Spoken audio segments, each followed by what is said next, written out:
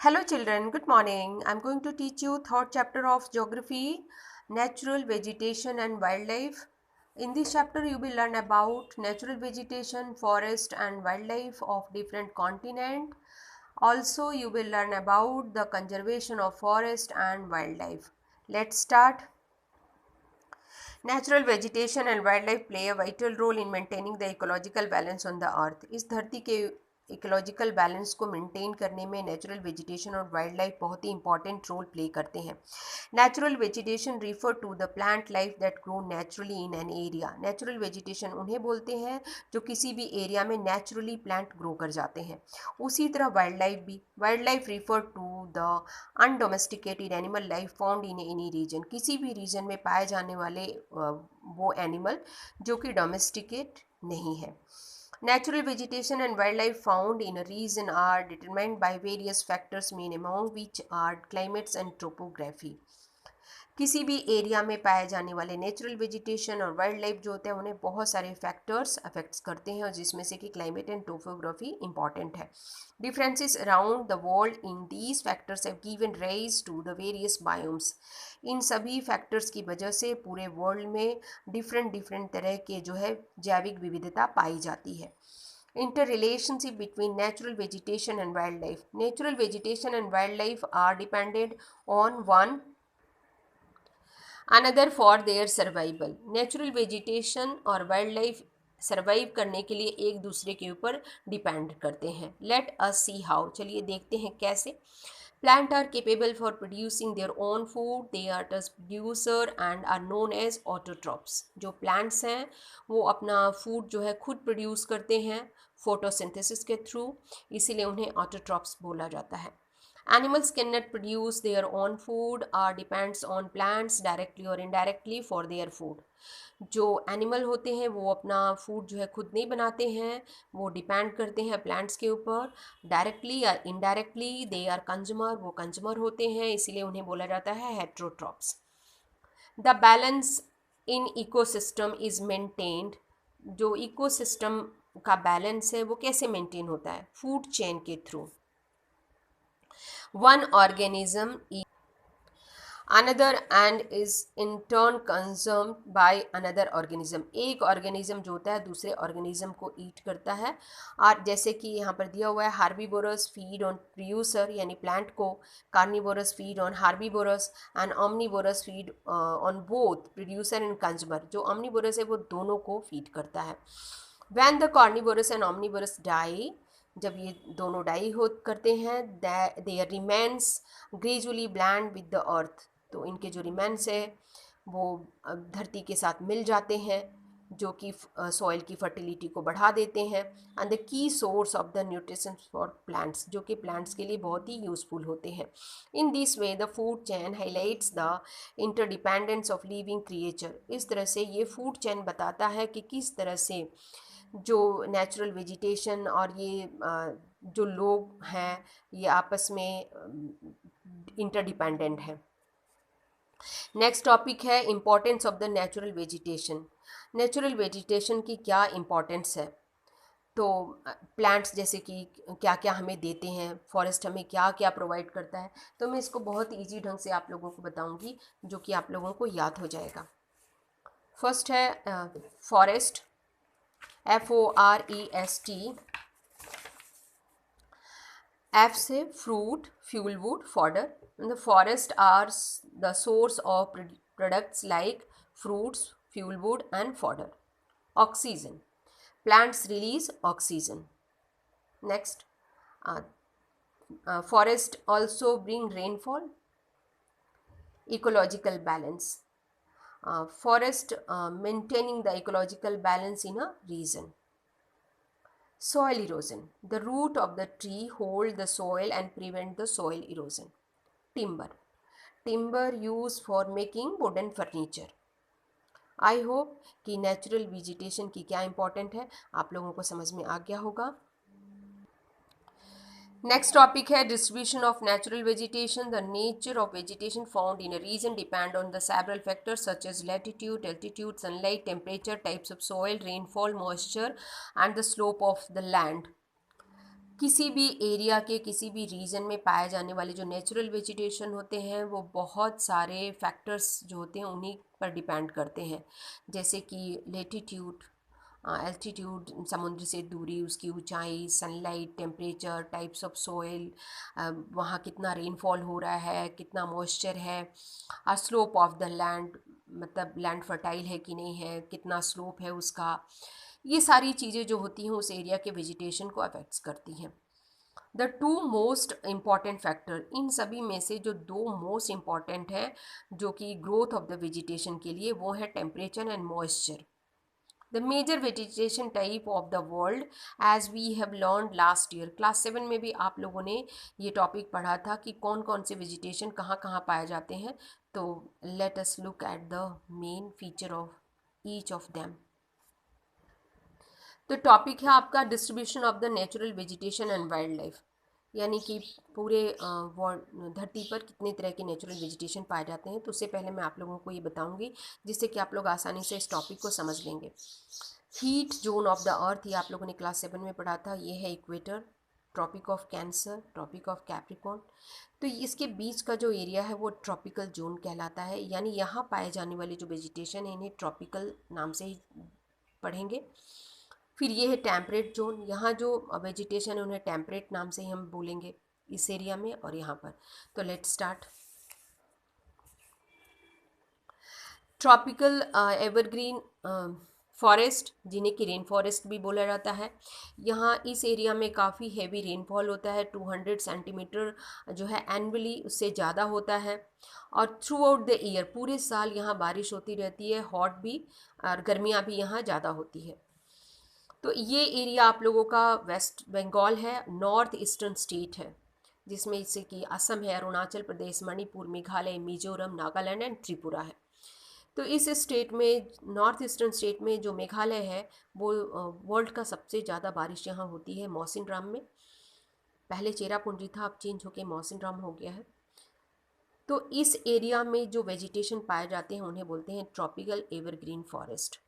Next है आप लोगों का ट्रॉपिकल डेसिडुअस फॉरेस्ट, जिसे मानसून फॉरेस्ट भी बोलते हैं। यहाँ जो है रेनफॉल 150 से 200 सेंटीमीटर एनुअली होता है, हॉट ड्राई समर है और माइल्ड विंटर है। ये एरिया है आपका डक्कन प्लेट्यू एंड छोटा नागपुर प्लेट्यू। जो ट्रॉपिकल एवरग्रीन फॉरेस्ट में है उसमें जो वेजिटेशन है वो है हार्डवुड ट्री पाए जाते हैं, जिसमें कि रोजवुड, महोगनी इंपॉर्टेंट है। और ट्रॉपिकल डेसिडुअस फॉरेस्ट में जो है आपका सैंडलवुड, शीशम, टीक, मैंगो, नीम, महुआ, ये सब ट्री पाए जाते हैं। ट्रॉपिकल में ही ट्रॉपिकल थ्रोन फॉरेस्ट भी है, जो कि डक्कन प्लेट्यू में है, और कुछ एरिया इसका जो है वेस्टर्न घाट में भी है। यहाँ पाया जाता है खजूरी, कीकर, खेर के पेड़। नेक्स्ट है आप लोगों का मैंग्रोव फॉरेस्ट। मैंग्रोव फॉरेस्ट जो है वो कोस्टल एरिया में होगा, गंगा ब्रह्मपुत्र डेल्टा, अंडमान निकोबार आइलैंड, डेल्टाई रीजन में ये फॉरेस्ट पाए जाते हैं। इन्हें सुंदरी वन भी बोला जाता है क्योंकि ये पेड़ दिखने में काफ़ी खूबसूरत होते हैं। Black mangrove, red mangrove example है यहाँ पाए जाने वाले वेजिटेशन के। नेक्स्ट है आप लोगों का टेम्परेट एवरग्रीन फॉरेस्ट, जो कि मैंने अभी आप लोगों को बताया था। टेम्परेट एरिया, अभी ट्रॉपिकल आप लोगों ने पढ़ा था, आप टेम्परेट पढ़ रहे हैं। टेम्परेट एवरग्रीन फॉरेस्ट, इसमें आप लोगों का नॉर्थ अमेरिका, फिर साउथ अमेरिका दे रहा है, फिर इंडिया में हिमाचल दे रहा है, lower region of the Himadri. और जो यहाँ पाए जाने वाली वेजिटेशन है वो है आपका यूकेलिप्टस, देवदार, और यहाँ जो रेनफॉल है वो 100 to 150 है। नेक्स्ट आप लोगों का है टेम्परेट डिसिडुअस फॉरेस्ट।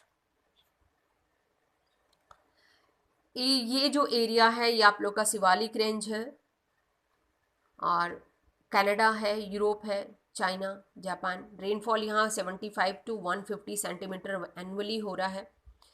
और वॉलनट जो है वो वेजिटेशन बता रहा है, वॉलनट, चेरी, चेस्टनट। नेक्स्ट है आप लोग का मेडिटेरियन वेजिटेशन। मेडिटेरियन वेजिटेशन जो है, मेडिटेरियन सी इम्पॉर्टेंट है। ये मेडिटेरियन सी जो कि अफ्रीका के ऊपर जो है मेडिटेरियन सी आप लोगों को दिखेगा।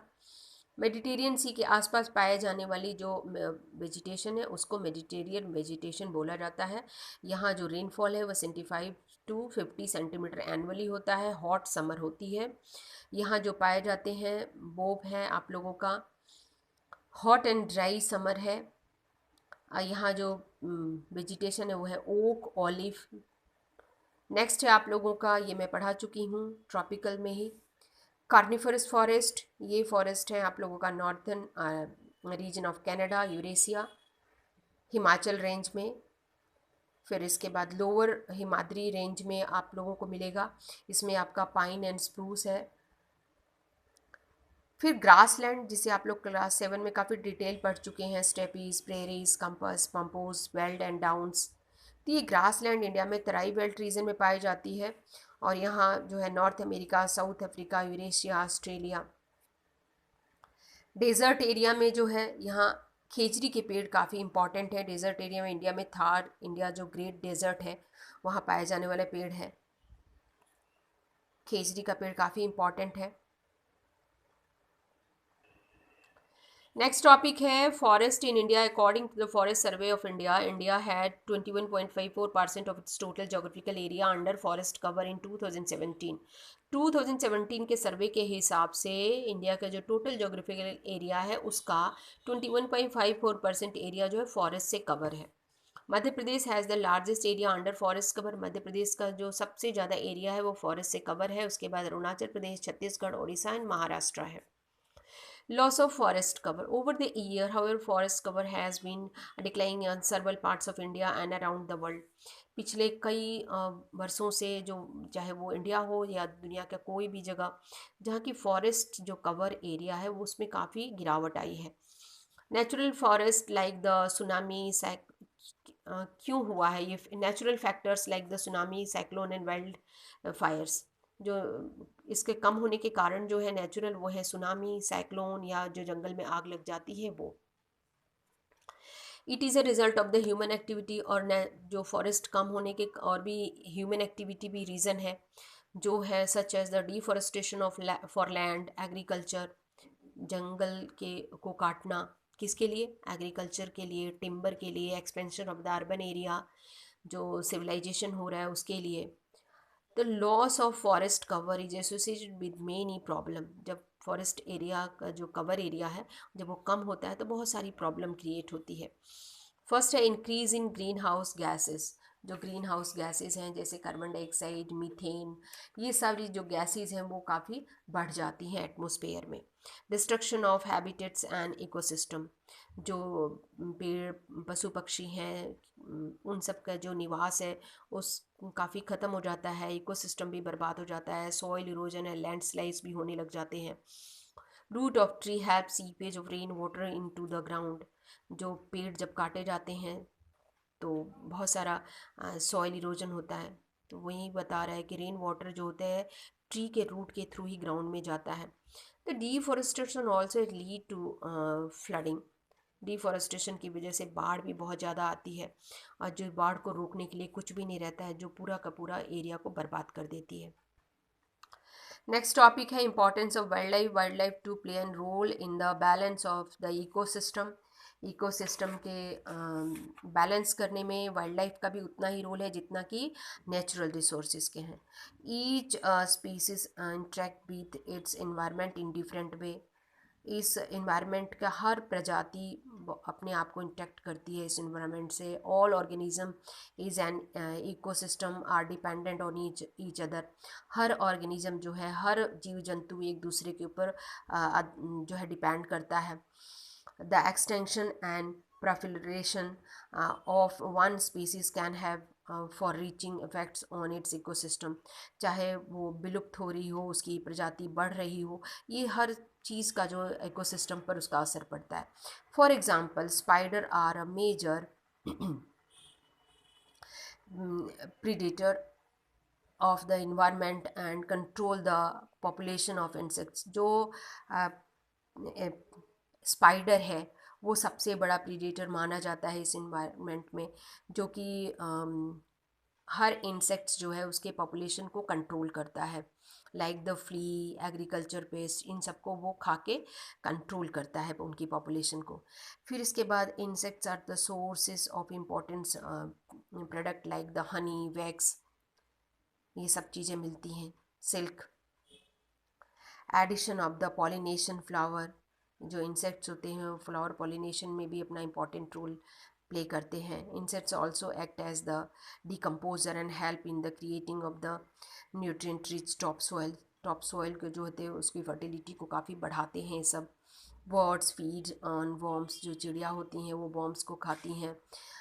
By doing so protect crop from paste, वो जो है कीड़े मकोड़े से इनको प्रोटेक्ट करती हैं। इसके अलावा जो है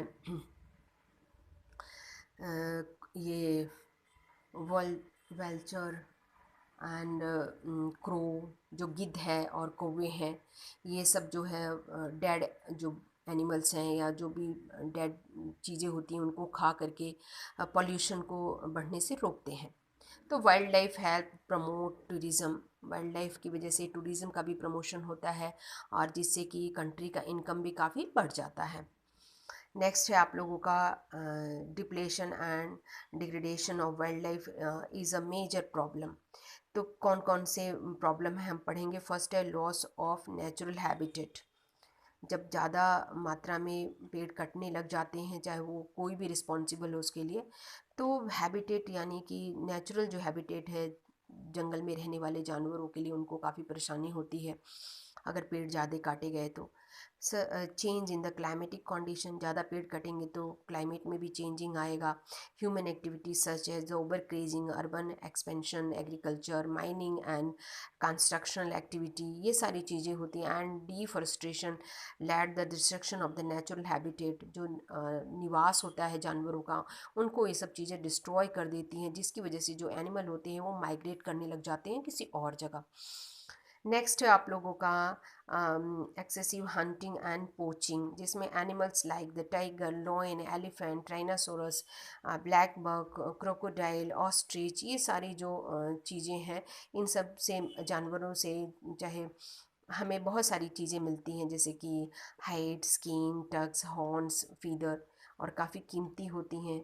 जो ये आइवरी है, एलिफेंट, हाथी दांत, वो काफ़ी कॉस्टली होता है, इसकी काफ़ी डिमांड होती है, इसके लिए इन लोगों को मार भी दिया जाता है। Several species have become endangered and many other have even become extinct. बहुत सारी जो प्रजातियां हैं वो विलुप्त हो गई हैं और कई तो मतलब ख़त्म होने के कगार पर हैं। Natural factors, forest fire, earthquake, tsunami, landslides, ये सब जो हैं वो भी वाइल्ड लाइफ को काफ़ी अफेक्ट करती हैं। ये टॉपिक काफ़ी इम्पॉर्टेंट है, conservation of forest and wild life. तो फर्स्ट है क्या क्या इनिशिएटिव लिए गए हैं फॉरेस्ट और वाइल्ड लाइफ को कंजर्व करने के लिए। फर्स्ट है national park, wild sanctuaries and biosphere reserve जो है वो सेटअप किए गए हैं पूरे वर्ल्ड में।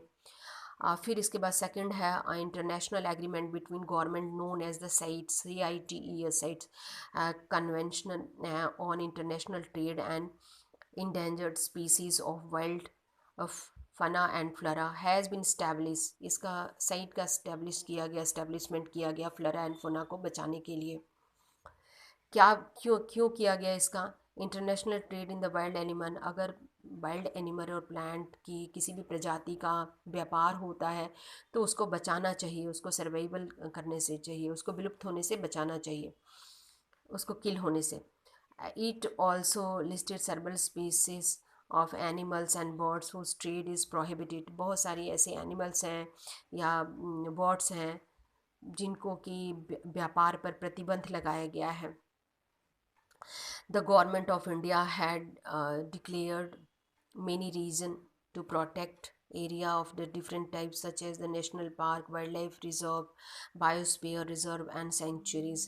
Various projects have also launched such as the Project Tiger, Project Elephant and Project Rhino. फिर ये सब जो इम्पोर्टेंट प्रोजेक्ट हैं ये सब ऑल ओवर इंडिया में वर्क कर रहे हैं ताकि इन सभी जानवरों को, एलिफेंट को, टाइगर्स को प्रोटेक्ट किया जा सके।